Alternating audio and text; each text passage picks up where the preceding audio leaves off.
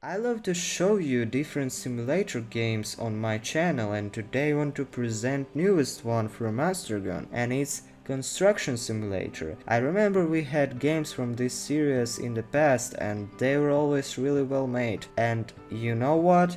Newest one doesn't disappoint at all. Let's press like button together and let's go. Construction Simulator offers a wide variety of heavy machinery to control, from humble gravel compactors to towering cranes. There's a lot of different tools for the job included here. That said, it's relatively easy to handle them all, and the seams mechanics can be best described as semi-realistic. When you start up the game, best option is to dive into the main game, and a lovely introduction to the game is ahead of you. Choosing between one of two maps, you can either choose a European or American town to work in. You'll have to complete contracts to gain money, buy machines and to build your construction company. How you get there is entirely up to you. The tutorial takes you through the large number of different vehicles, guided by your boss. Hey, all the way from repairing a broken drainage pipe to delivering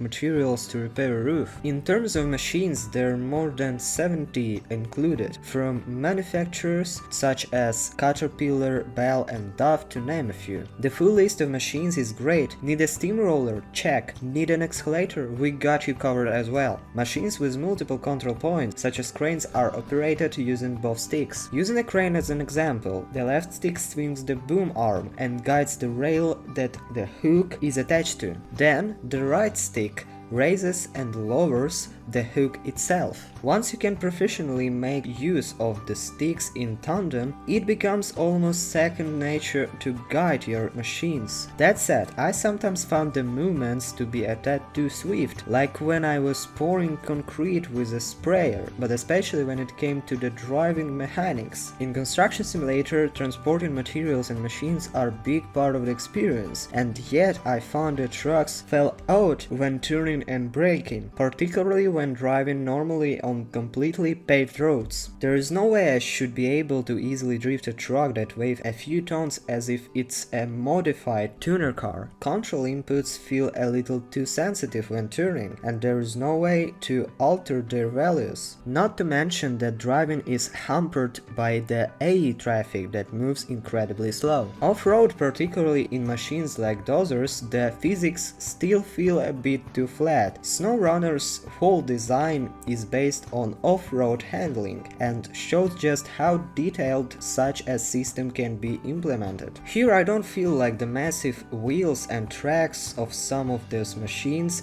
properly handle the uneven surfaces of the construction sites. How about the controls? There is a mixed bag, to be fair.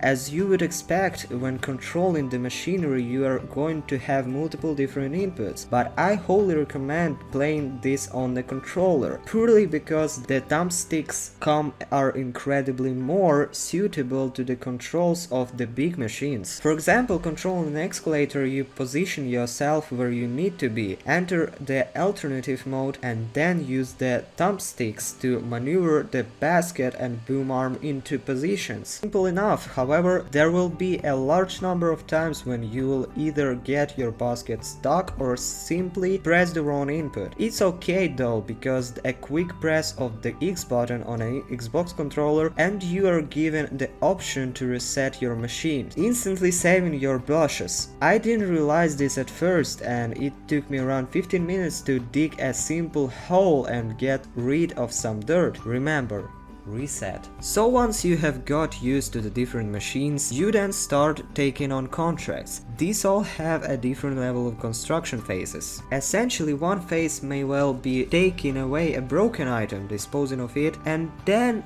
picking up and delivering the new item. However, don't be fooled into thinking that the lower number phases are the quicker contracts to complete. Make sure you read into each step you're going to have to carry out. Also, loan the vehicles as and when you need them. It works out less expensive in the long run, especially especially if it's a quick job to do. In the case of bulk materials like dirt, gravel or concrete, if you accidentally spill them outside of a boundary zone, there is no penalty. You also won't have to backtrack and clean it up. There isn't really much of a penalty for anything. In fact, once an aspect of a job is complete, the scene will quickly correct any oddities to make it look like it's supposed to. Between buying the materials, transporting them from the dealers to the construction site, getting machines in right positions, lifting objects from trailers to spots on the site, and everything in between, there's a lot of operations to handle in this job. Construction Simulator offers a relatively solid toolbox of gameplay experience that fit right in with the other big name themes when it comes to offering a relaxing atmosphere. Completing these relatively monotonous tasks were therapeutic to me, especially with some nice country music playing to really set the right atmosphere. Not to mention its graphics are pretty good, offering some great lighting effects, solid textures and a lot of environment detail. To summarize this review, overall it's not something game-breaking, not super new fresh take, but something you can spend your time in evening. I can't exactly tell you if you should play this game, but at least I hope you can clearly understand it for yourself from my review.